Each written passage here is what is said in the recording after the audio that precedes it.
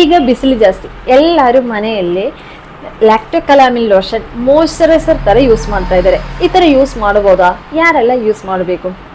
ಮೇಯ್ನಾಗಿ ಲ್ಯಾಕ್ಟೋಕಲಾಮಿನ್ ಲೋಷನಲ್ಲಿ 3 main content ಇರೋದು: ಕೈಲಾನ್ clay, ಇನ್ನೊಂದು ಗ್ಲಿಸರಿನ್, ಇನ್ನೊಂದು ಸಿಂಕ್ ಆಕ್ಸೈಡ್. ಈ ಕೈಲಾನ್ ಕ್ಲೇ ಸ್ಕಿನ್ನಲ್ಲಿ ಆಯಿಲ್ ಕಂಟ್ರೋಲ್ ಆಗೋಕ್ಕೆ ಹೆಲ್ಪ್ ಆಗುತ್ತೆ. ಮಾಯ್ಶ್ಚರೈಸರ್ ಥರ ಗ್ಲಿಸರಿನ್. ಇನ್ನೊಂದಿರೋದು ಸಿಂಕ್ ಆಕ್ಸೈಡ್, ಅದು ಸ್ಕಿನ್ ಪ್ರೊಟೆಕ್ಷನ್ಗೆ, ಸ್ಕಿನ್ ಕವರಿಂಗ್ ಥರ ಹೆಲ್ಪ್ ಆಗುತ್ತೆ. ಈ ಕೈಲಾನ್ ಕ್ಲೇ ಇರೋದಕ್ಕೋಸ್ಕರ ಆಯಿಲ್ ಸ್ಕಿನ್ ಇರೋರಿಗೆ ಈ ಲ್ಯಾಕ್ಟೋಕಲಾಮಿನ್ ಲೋಷನ್ ಸ್ಯೂಟ್ ಆಗುತ್ತೆ. ಯಾಕೆಂದರೆ ಸ್ಕಿನ್ನಲ್ಲಿ ಆಯಿಲ್ ಕಂಟ್ರೋಲ್ ಆಗುತ್ತೆ. ಅಂದರೆ ಇದು ಡ್ರೈ ಸೆನ್ಸಿಟಿವ್ ಕಾಂಬಿನೇಷನ್ ಸ್ಕಿನ್ ಇರೋರು ಯೂಸ್ ಮಾಡುವಾಗ ಏನಾಗುತ್ತೆ ಅಂದರೆ ಆಯಿಲ್ ಕಂಟ್ರೋಲ್ ಆಗುತ್ತೆ, ಸ್ಕಿನ್ ಪೂರ್ತಿ ಡ್ರೈ ಆಗುತ್ತೆ, ಸ್ಕಿನ್ನಲ್ಲಿ ರಿಂಕಲ್ಸ್ ಇಲ್ಲಾಂದರೆ ರ್ಯಾಷಸ್ ಜಾಸ್ತಿ ಆಗುತ್ತೆ. ಅದಕ್ಕೋಸ್ಕರ ಯಾವಾಗಲೂ ಲ್ಯಾಕ್ಟೋಕಲಾಮಿನ್ ಲೋಷನ್ ಆಯಿಲ್ ಸ್ಕಿನ್ ಇರೋರು ಅಷ್ಟೇ ಯೂಸ್ ಮಾಡಿ, ಡ್ರೈ ಸೆನ್ಸಿಟಿವ್ ಕಾಂಬಿನೇಷನ್ ಸ್ಕಿನ್ ಇರೋರೇ ಯೂಸ್ ಮಾಡೋಕ್ಕೆ